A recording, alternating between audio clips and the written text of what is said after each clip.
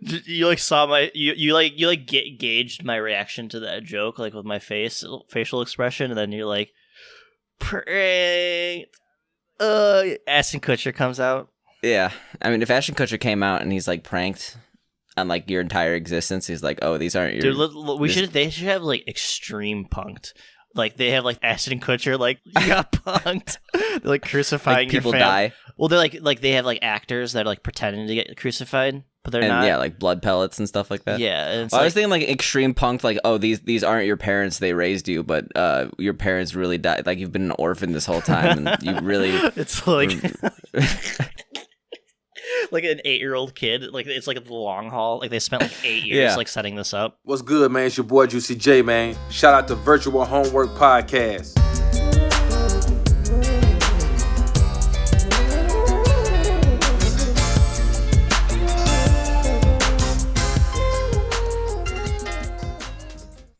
No. Fucking intro. Stop. What did you make me play this week? We're going right into this. Like, this is some fucking insane shit. No, don't bum. Like, this game, where did you find this game? Obviously, people can see what we played by the name. So we played this week, because I guess we'll get into the news later, because there's been some shit that's happened. But we played Giraffe Town this week. Yeah, we played fucking Giraffe Town. Like...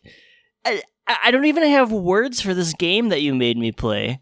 So the thing about Giraffe Town is that Giraffe Town's a video game. So the way that video games work is that generally you use a controller or keyboard if you're using a PC game, and you use that to control a character and interact with a world or engine that allows you to, get feedback based on whether or not you hit certain inputs.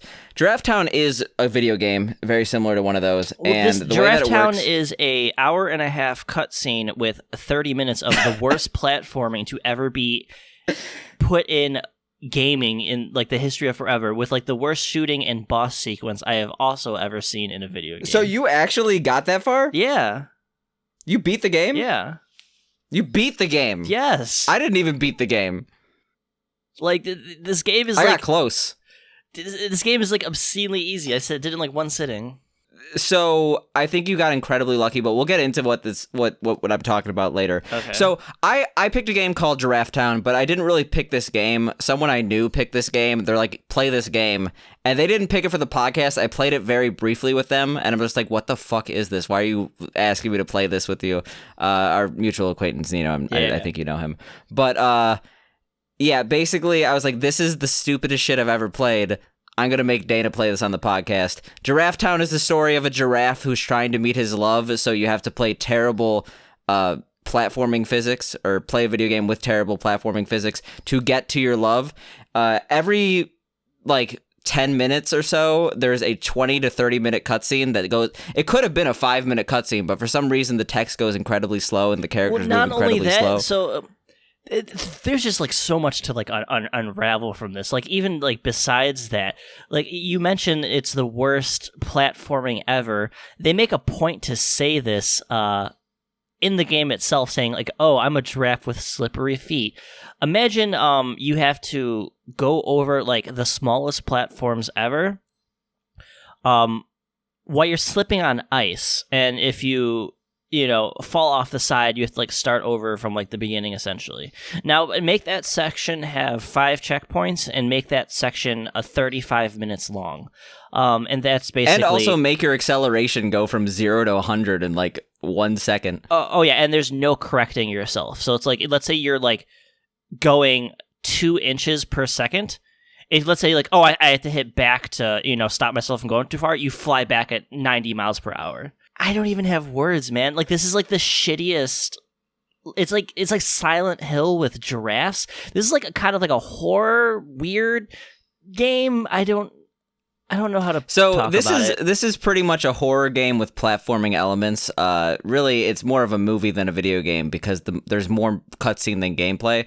The reason why I picked this game, I already mentioned like how I discovered this game, but the reason why I picked this game, because I feel like there is a genre emerging of video games that like kind of gets ignored, but it actually is kind of becoming more and more popular. It's what I would call streamer bait. Yeah, So, I was gonna say this is definitely reminds me of some like streamer shit that people have played, where you just like watch them like be pissed off, kind of. So Tyler One themselves, that's the person who played this game and made it popular. Oh, okay. I see. And this game is very similar, as we mentioned, kind of punishing platforming. It's very similar to the vein of like a game like Getting Over It, which was super popular due to the fact that like everyone loved streamers getting really upset. See, I feel like Getting Over at least has substance to it. Like that has mechanics that are learnable. Like this is just like I did not have any fun playing this at all. I could see myself I could see myself at some point past the frustration having some type of fun with Getting Over It. I had no fun with this at all, like zero. So Hollow Knight was on sale for $7.50. I think on Steam last week or week before. This game cost $7. Would you say that this game is similar in value to Hollow Knight? So, no, I absolutely would not. I'll talk about that a little bit more later on the podcast, why, but like you said, it's streamer bait. I think what happened was this guy saw streamers played it, increased the price of it or whatever, and just left it at that because he knows he can make money off of it. So we're going to now get into spoilers for this game. First of all, I feel like we've been very disjointed in how we've explained this game, really because this game is disjointed. There is no part of this game. It's like you start off, you're a giraffe, you go outside, you get a phone call. If you go back in the house, and then like you either get beaten to death or you could continue the game. If you continue the game, you have to do this weird-ass platforming section. You eventually meet a dog. The dog's like, he kicks you in the face, and then it's like, oh, continue. Then you have the ability to jump, and you do some really bullshit jump section where you're you not can't even talking about the number one character in the game, Tunnels the Clown. Oh yeah, I forgot. There's a like literally like this game is like LOL so random, but using Unity graphics. Yeah, and like, generic sounds. Did you notice that the piano sound at the beginning of the game is the same piano sound from Legal Dungeon? Is it really? It is actually. That game keeps coming back. We'll never stop talking about Legal Dungeon. I hope we stop talking about Legal Dungeon. Dude, I would have liked Legal Dungeon. I will always... It is legitimately the same piano sound from Legal Dungeon. I would have liked Legal Dungeon if it had actual... Like, if it wasn't just text. You must be bacon shit. Yeah. That must be you. I am bacon shit. But yeah, like you said, this game is basically you're a giraffe. You're trying to find your love, who is a pop star you watch on TV every single day. And this pop star love of yours goes...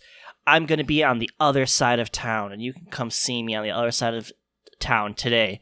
And you sit up one day and you go, listen, I never go anywhere because of my slippery feet. I'm going to put my feet down, and I'm going to go to the other side of town. And so keep in mind, this itself is like a 15-minute cutscene. Yes, like over 15 minutes.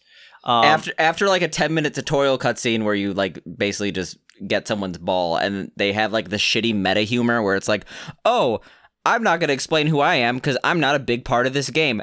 I feel like so many things try to use meta humor now and they all fall flat. Yeah. Like, don't acknowledge that this is a video game. I want to be engrossed in your world. I don't want to be taken out. It's not going to work. Meta humor hasn't worked since the 90s.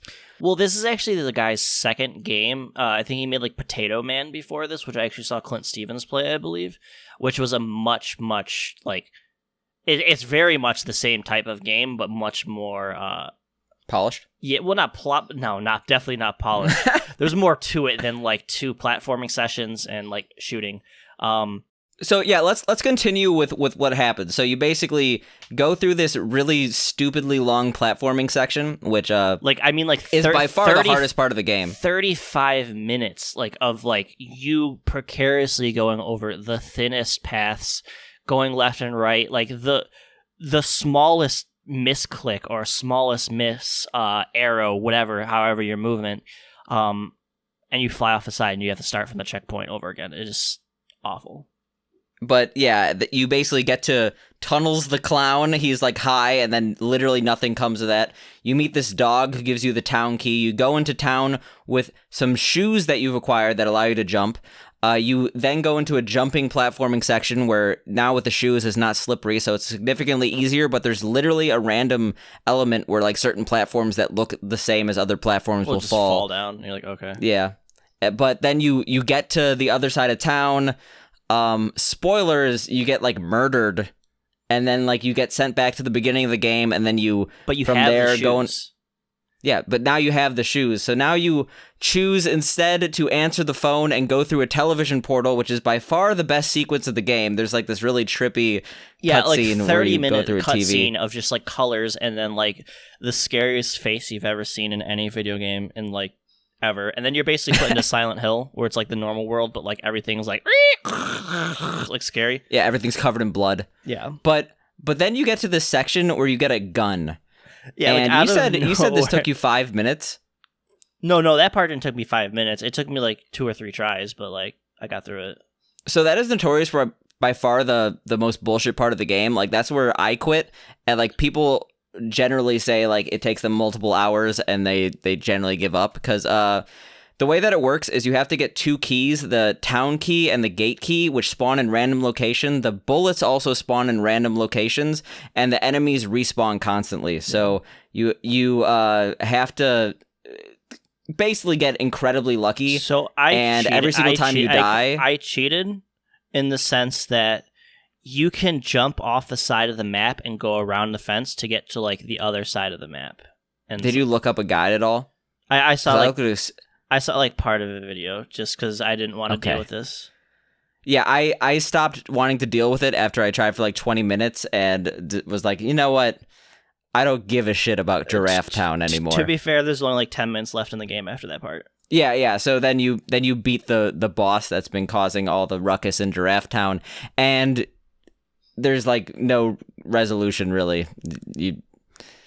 Like this, the overarching plot of the game is that this demon, for whatever reason, is trying to siphon the light out of the sun and is making the town that you're in, which is owned by Big Dog, the dog we spoke earlier, and you defeat the beast in the demon portal world to save the sun. The beast that you didn't really know existed until like 90% through the game. So yes. Like by beating it, you feel no satisfaction because this wasn't really an issue. Did you watch the ending of the game though? Yeah, I watched the ending of the game. Yeah, you see the big dog T-poses and fucking kills the demon. This sounds so disjointed because like we're legitimately trying to explain the plot of this game, and it makes no sense. I usually write down like notes as I'm playing a game.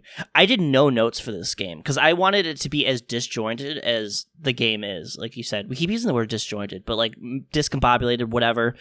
This game is all over the place. Like I don't know, and it has positive reviews. Yeah, because streamers played it. Tyler one played it, and he probably was like, for lack of a better term, mauling all over the game, just screaming at it, and like everyone's probably like, "Oh, this is the funniest thing I've ever seen." Let's give it a positive review on Steam. This game sucks. This game does suck.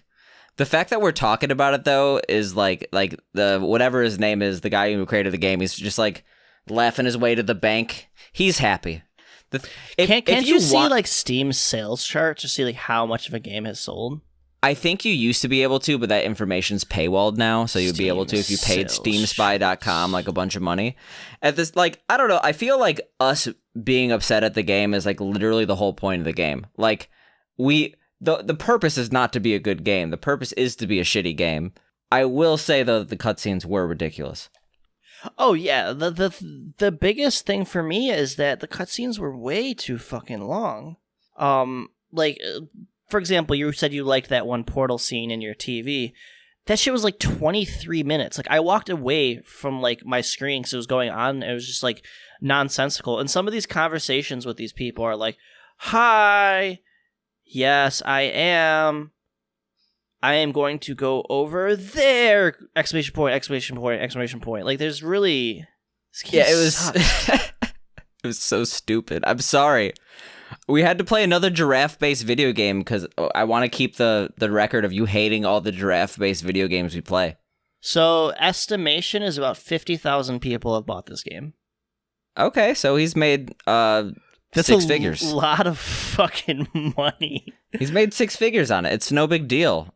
We're just chilling here, not using Unity assets to make a shitty game and make a lot of money from it. We could have done it. Oh, I take that back. It's estimated 7,000 people have bought it. Oh, okay. That's significantly less, but still, I would. That's a lot of money. I bet he did not spend much time on this game. Yeah, I definitely don't think he did. I mean, considering that Steam takes about 30% of the revenue, and So then he probably got what, about $5 per? He probably got $5 per, but like he's probably a lot of those people bought it on sale. I'm gonna guess he made like $20,000 to $30,000 off this game, and that's I guess 2 years.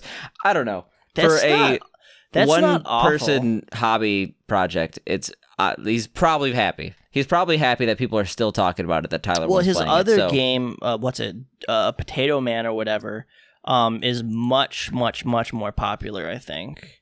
Potato Thriller. Okay. That's the name of the game. Well, I thought you were looking up how much sales he got. We need to know by the end of this podcast. Holy shit! He has over 200,000 people have bought this game. So Samir Khatib, congratulations, you're a rich man.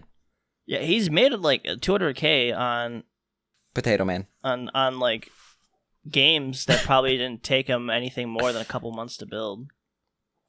Honestly, the hustle is real. Well, yeah, it's like you make something like that's mildly awful and frustrating to play, get one streamer to pick it up. Like if you just crap these kind of games out and get like you could literally go. We were literally talking about the power of streaming, and creating popular games last podcast with like Among Us and stuff like that. Oh, absolutely, you go to a streamer like, yo, I made this stupid ass game. It'll be funny for you to play on stream. I'll give you $5K to play it. Guarantee you a lot of like the high end streamers are like, fuck it, I'm looking for something stupid to play. Yeah, that's why like Lyric streams to Barbie Adventure or something like exactly. that. I mean, speaking of like hustling it out, little guy named Joe Biden won the presidency. What's this mean for gaming? What's this mean for gaming? What's the impact on the Joe Biden presidency for the world of gaming? I mean, probably not as much like N-words and like your mom jokes in Call of Duty chat, maybe. I don't know. I mean, yeah, there will probably be just an overall smaller amount of racism heard across the U.S. Not to say that racism is gone. I've heard so many people be like, oh, Biden is president, racism has been defeated. That's defeated. Congratulations. It's taken a blow, but not the war is still happening. But like, what are Joe Biden's pro-gaming policies? Did you ask me these questions like I have an answer? Yeah, you're the political science major. Okay, I'm Googling all this. You're Googling, is Joe Biden pro-gamer? Pro-gaming stances. Is he going to like make them develop PT? Joe Biden. Is he going to give Kojima a position in the cabinet? Joe Biden needs the gamer vote. He must have gotten it. All right. So I'm going to link you to this. This podcast is so all over the fucking place. He's holding two Joy-Cons. Yeah, someone photoshopped that. God damn it. Joe Biden needs the gamer vote. This is from thegamer.com. Is he talking are they saying that Joe Biden needs the gamer vote? Do they need the vote of the people who run thegamer.com or the people who are gamers? That's the question that I have. I don't know, man. Oh, no. I mean, people were talking about how they were Joe afraid. Biden is clearly the choice for the crucial gamer vote. I mean, like, to make an actual point on this, I know people were afraid that after Trump was shutting down TikTok and stuff like that, that maybe he'd come after, like, violent video games and other things that were possibly influenced by other countries. Maybe Biden won't do that. We're going to have to see how gamers are affected by this new presidency in the upcoming years. Yeah, we might have to have like a gamer-based Watergate scandal in the White House, like maybe a Gamergate, to come out of the Joe Biden presidency. We'll have to see. Did I hear Joe Biden is platinum in League of Legends? Doesn't AOC actually play League? Yeah, something like that. Yeah, she plays video games and stuff like that. I mean, which is kind of refreshing to see like actual politicians that I guess somewhat connect with people that are not 90. This is both an inspirational and terrifying quote, but I remember reading on Twitter that like someone said, one day the president will have made Minecraft tutorial videos when they were 6. I mean, like it could happen. It could happen. Like you could be the next president. I guess I could, but this podcast probably invalidated everything. Like it just go to episode 13. Presidency ending statement here, and here. You talk about Schindler Core. Yeah, I'm glad you remember that. Thank you for reminding the world. I mean, to be fair, I had like the Diddler on the Roof fucking travesty from last literally week. last week. I want to apologize for that. Yeah, this is the first public apology on the Virtual Homework podcast. I apologize for my Diddler on the Roof statements. As funny as it was, I did not realize the ramifications and actual implications and or meaning behind said word, and I apologize to everyone involved. I mean, the thing, like, you should apologize for where vanilla is made from. Did you see that thing I linked?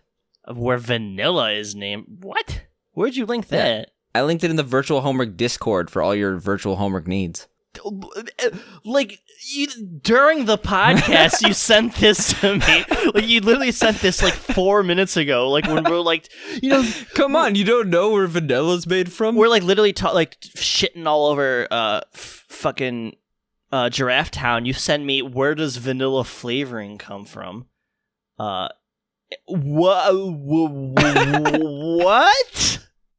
The FDA regards Castoreum as natural flavoring. Vanilla flavoring apparently comes from beaver butts. It comes from the anal excretions of beavers. They secrete a goo called Castoreum, which the animal uses to mark their territory. Wow. I hate things. So, like, the problem that I did this week, that sounds like I shat my pants. Amazing. Yeah, shit your pants, bitch. That would be, like, that's a fun chant, like, shit your pants. But no, the issue I had this week is that, like, Dana's like, we don't have any news, and this podcast is going to be, like, 20 minutes based on what you maybe play. I'm like, what do you mean it's going to be 20 minutes based on what you maybe play? And, like, obviously he was correct because we played Giraffe Town and we, like, just shat on the game for 5 minutes and now we're here. And now I'm just, like, here, like, vanilla flavoring in the beaver butt zone. And... No, I mean, I do have topics and stuff like that. Like, all right, let's get into them. So there's the transition. I want to go back to the game we played last week. We played Hollow Knight. When we had spoken last week about the game, I had about, I think, like 7 hours. I'm now sitting at 42 hours played in that game. I'm at all the time that you could have been spending playing Giraffe Town. Actually, fucking off yourself in a video game. I got 100. The last episode. I got 106% completion. I want to say goes up to 112. The problem with the game is everything I have left is like an impossibly difficult grind that I can't be asked. Like the most insanely difficult fucking platforming section that's like completely optional, or like these bosses that are so hard that you get hit once you die and they're like take 50 hits to kill type thing. Yeah, I apologize for not liking the game because I know that people are going to come after me with guns and pitchforks, but I found it boring. But at the same time, you just became more and more of a fanboy. I'm seeing you playing Hollow Knight constantly. It is definitely like a top 3 game for me. The game's fucking awesome. Like the lore is awesome, the story is awesome, everything that happens like late game. You know, once you get like all the different upgrades, different charms and shit like that, oh my god, it's so fun. I actually tried speed running it a little bit. I can get like 90% of the way through it, but like the problem is you have to do some of these later bosses with like no upgrades. And it is very, very, very, very difficult, and I'm not good enough for that. I can do some of the cool skips though. Like you die intentionally at some parts, and then as mentioned last week, when you die in that game, you have like your little ghost that follows you around. You have to like get it up to a cliff and then like get it to a certain height, then like jump off of it to get to like something you really normally can't get to like skip to like a later part of the game. Like shit like that is like all over the place, and it's really cool. Lame. So, moving on to anything else. Man, motherfucker, kill yourself in a video game. No, I've obviously I want to continue this conversation a little bit. I'm glad you like the game. I honestly picked out this game, Giraffe Town, this week because I knew it was a shorter video game. I'm like, oh, we could actually make time up to play other video games. I didn't, because instead of, playing video games, I locked my eyes on the news and basically drank myself to calm my nerves and was a degenerate for the last week. It is very, what's the word I'm looking for? Anxiety-inducing this entire last week with the election season and stuff like that. Yeah, us as 2 relatively well-off white males. Yeah, but highly affected. I mean, it's still, I think, important to care about. Yeah, 100%.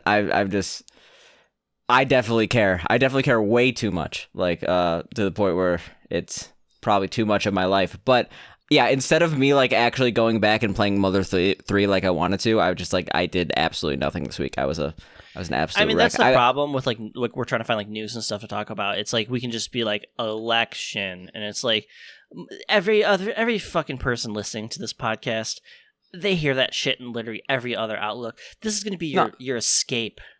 It's not even that it's an escape. We already covered it. He's good for gaming. We're done. He's good for gaming. Yeah, Joe Biden good for gaming. Speaking of gaming, I'm going to bring this up. They have a possible announcement that Pokemon Heart Gold and Soul Silver could be coming to the Switch, which if you are a Pokemon video game fan, those are widely regarded to be the two best versions of Pokemon and the most fun. And I'm excited for it. It's basically based on the fact they applied for the trademarks for both Heart Gold and Soul Silver, specifically in relation to the Switch. So people are thinking either they're just grabbing the trademarks early, or they're planning to make a full re-release of the game on the Switch. Which, to be honest, I would fucking buy. That would be like, to me, that would actually be a great podcast game. Like I'd ask you to grab one of the games, I'd grab the other, and then like, you know, we play it, and then like maybe we verse each other. I thought we made a rule, like a unspoken rule, that like we can't just like keep giving each other 30-hour RPGs. Like we, like, no. Yeah, it's just, oh, this week our game is going to be Baldur's Gate. Have fun for the next like 200 hours. Yeah, we'll play like Suikoden 4, which is like, you know, 237 hours. What's there's that Baten Kaitos or whatever, the 200-hour speed run. Yeah. But, have you played like, any of like the Pokemon video games? Of course, I've played all the Pokemon video games. I played Pokemon Sword and Shield recently, which came out to Switch. I played Shield because I'm a badass. Did you play Heart Gold or Soul Silver? So the thing is, my favorite Pokemon game, or really, I was a huge Pokemon fan up until the DS. I really fell off right when the DS came out regarding mobile gaming as a whole. But like, I loved Pokemon Silver. It's my favorite game, and then I played all the Game Boy ones, and I love those. But for some reason, if you like Silver, you would love Soul Silver because it's basically the same game but better. It is so much better. It has all the thing is, I don't generally, and I say this, it's rich coming from me because my favorite video game probably of all time is Super Mario All-Stars, which is a remake. But the newer remakes, I don't really like get that nostalgia drip. Like I usually just revert back to the original game, so I could see myself not liking Soul Silver as much. I have a 3DS though. I challenge you though, just because of the amenities and everything that adds to it to make it a better version. Like. No, but the thing is, like I wouldn't even be surprised if I liked it. For some reason, I just didn't like the DS as a system. Like there's just something awkward about it. So if it came to the Switch, I bet I would like it because I was surprised how much I played of Shield. I literally beat the game. Like I expected to play it for like 2 hours and quit. So, if it comes to the Switch, I would definitely look forward to it. I would definitely play it on the Switch, like as opposed to like the 3DS. Like, yeah, I guess we will have the choice. But yeah, it's similar to like any game that you could get, you might as well get on Switch. I used to be like, oh, I should get it on PC because it probably looks beautiful. But like, yeah, you probably would play even more Hollow Knight if you had it on the Switch. Oh, absolutely. You'd be falling asleep to it. Can we actually go back to fucking Draft Town for a second? Did you play it on controller or keyboard?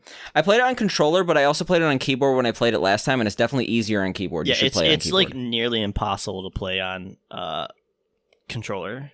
I played it on controller the second time, and I was able to get through all the sections, but it's definitely easier on keyboard. The speedrun does it on keyboard. They're like, absolutely don't play this on controller. Did you watch the speedrun? I didn't watch the speedrun, but for some reason I couldn't find any of the cutscenes except for an all cutscene % run, which was a meme run on the leaderboard. And it was 2 hours long with all the cutscenes. It's a 17-minute run when you skip them. Awful. So it's like an hour and 45 minutes of cutscenes and 17 minutes of gameplay, which is great. To be fair, I skipped some of like the 30-minute like visual cutscenes because I was just like over it. The one part of the game I legitimately enjoyed was the visual cutscene of going into the TV. That was the only thing I enjoyed. Well, that's the only thing I enjoyed. Well, know what I don't enjoy? What's that? Getting DMCA'd. That's right, we're never going to stop talking about Twitch fucking up. Dude, this is so bad though. Like this is so bad.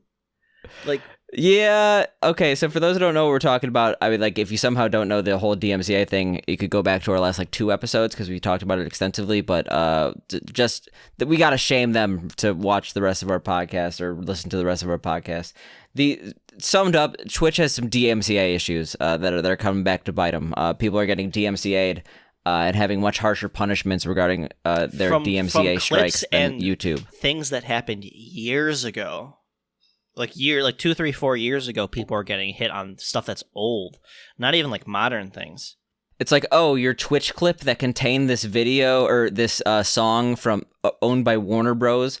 Like you're like walking past a restaurant and they're playing it, and you get DMCA'd for that, you know?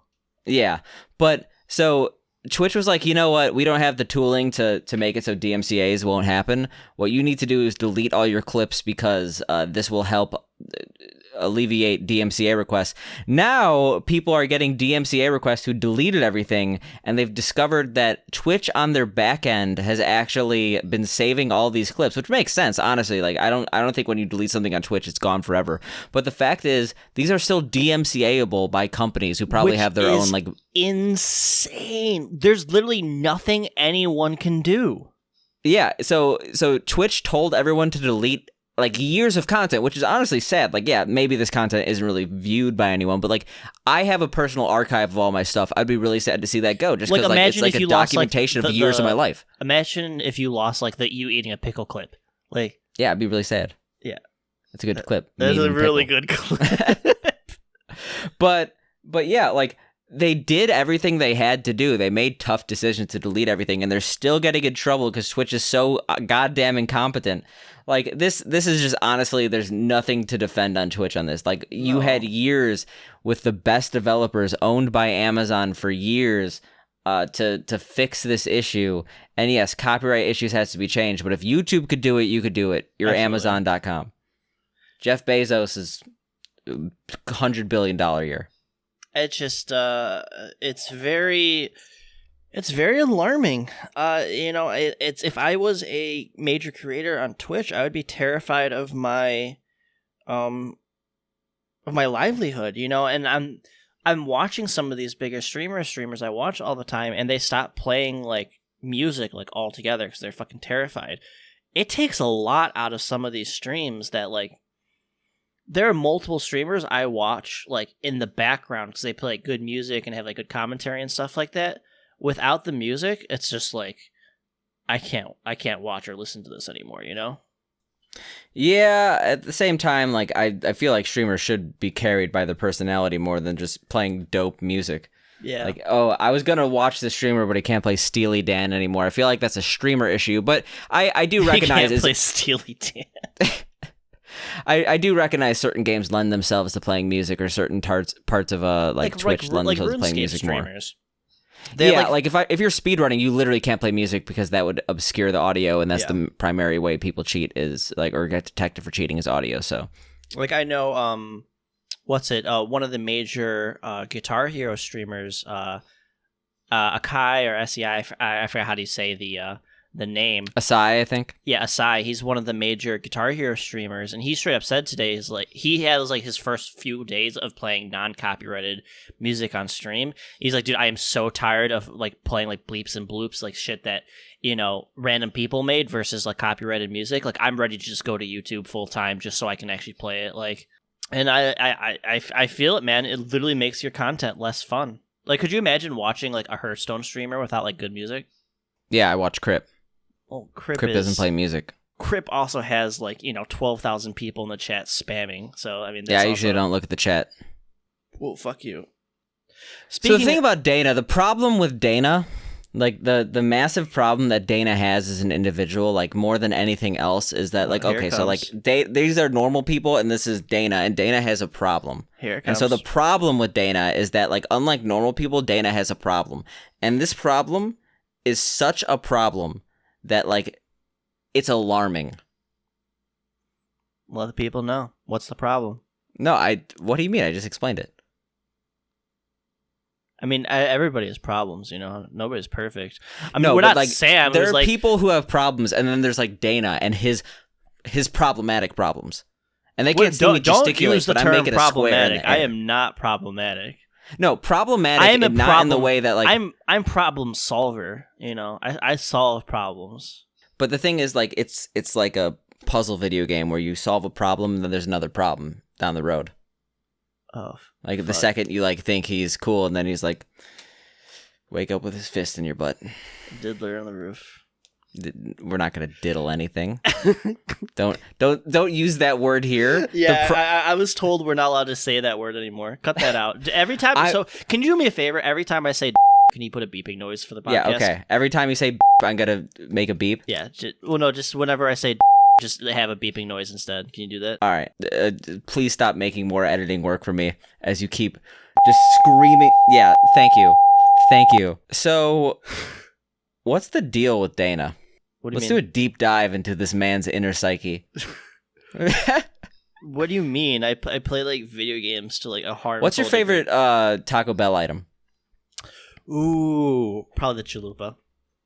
For some reason I knew you were gonna say it. I think it's just a fun word to say. What's your favorite color? Pink. Really? Yeah. I guess I actually knew that. What's your favorite animal? Ooh. I mean, I guess cat, but like, I don't really. Can't be cat or dog. Can't be common household pet. I don't really have a favorite animal. Like, I just think they're all cool. No, but you have to pick one that's not a household pet.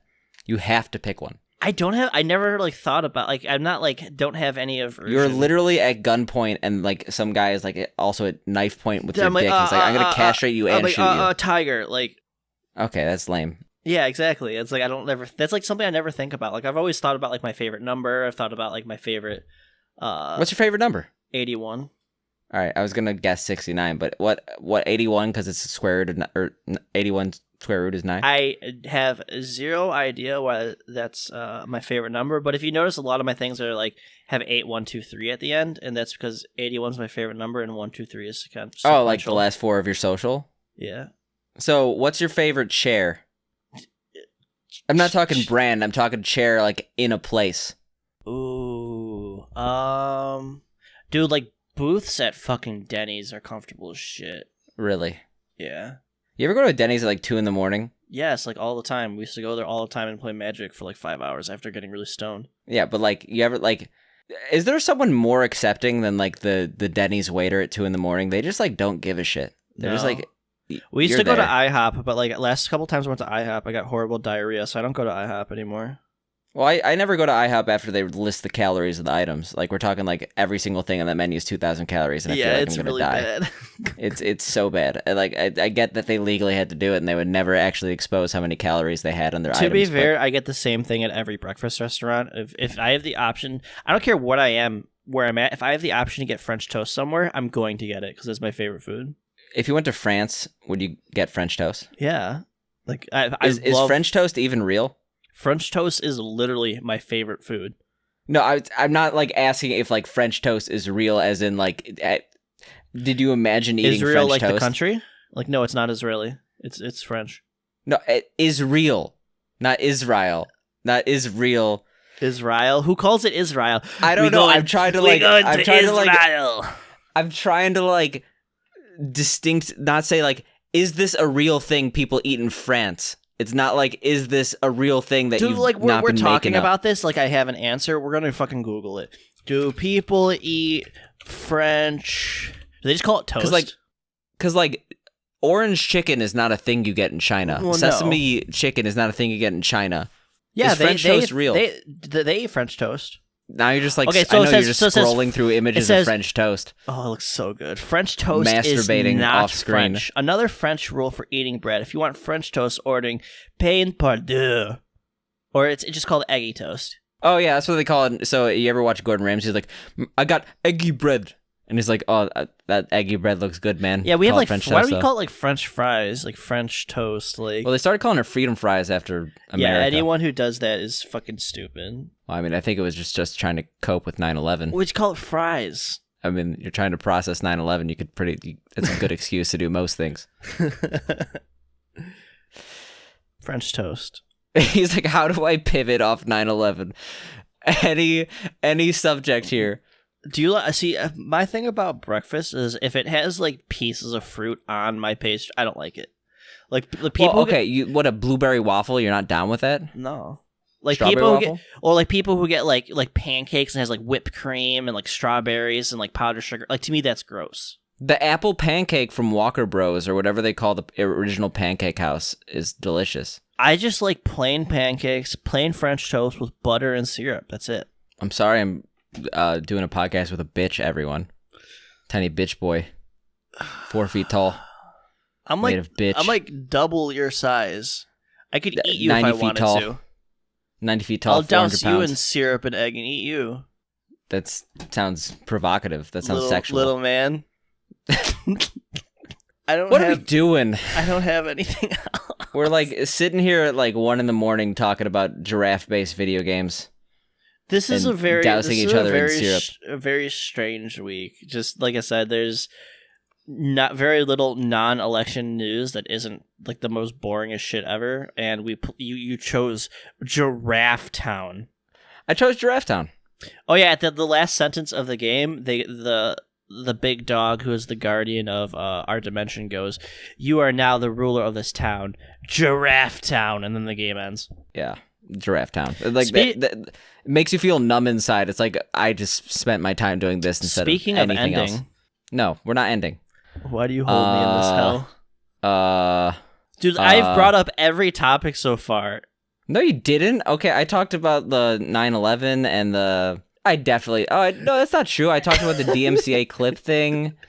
I talked about Vanilla the beaver. assholes. Yeah, you vanilla- you searched that like mid. I'm like talking like having a heart to heart, man to man, and you're like searching topics, like ignoring every word I say. I talked about the Joe Biden whipping out his penis. Dude, could you imagine?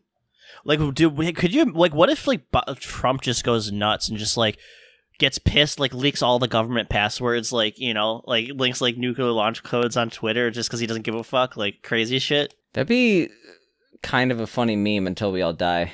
Like, Yeah. what if Trump like legit just like nukes New York? Theme song. What's good, man? It's your boy Juicy J, man. Shout out to Virtual Homework Podcast.